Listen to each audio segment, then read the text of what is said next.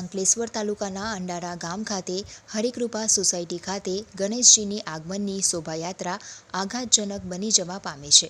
Marketing કરતા પ્રવીણભાઈ રમાકાંત સિંઘ તેના પરિવાર સાથે સોસાયટીના રહીશો જોડે શોભાયાત્રામાં જોડાયા હતા.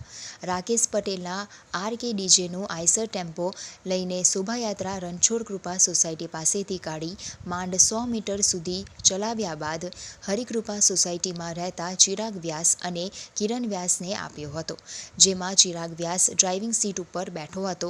ડીજે પાછળ બાળકોને યુવાનો નાચી રહ્યા હતા. તે દરમિયાન ચિરાગ વ્યાસ ડ્રાઇવિંગ ના જણાતા ઈસમે ટેમ્પો રિવર્સ લીધો હતો. ટેમ્પો અચાનક રિવર્સ થતાં ત્યાં નાચતા લોકો કંઈ સમજે એ પૂર્વે ટેમ્પાના ટાયરો બાળકો ઉપર ફરી વળ્યા હતા, જેમાં પ્રવીણ સિંઘની દીકરી નવ્યાના માથાના ભાગે પાછળનું ટાયર ફરી વળ્યું હતું, તો અન્ય બાળકોમાં મેહુલભાઈના દીકરા દિયાનના પેટના ભાગે, શૈલેષભાઈના દીકરા જનકના પગના ભાગે તેમજ રીનાબેનના દીકરીના કૃષ્ણાના ખભાના ભાગે ચડી ગઈ હતી. નાચતા લોકો કંઈ સમજે એ પૂર્વે એકદમ રિવર્સમાં ધસી આવેલા આઈસર ટેમ્પો બાળકો માટે જીવલેણ ઘાતક ઈજા સમાન બન્યો હતો. પરિવારજનો તરત જ બાળકોને લઈને જયાબેન મોદી હોસ્પિટલ ખાતે પહોંચ્યા હતા.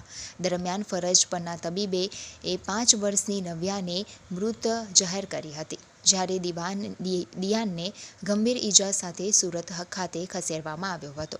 અન્ય 2 બાળકોને સામાન્ય ઈજા જોવા મળી હતી.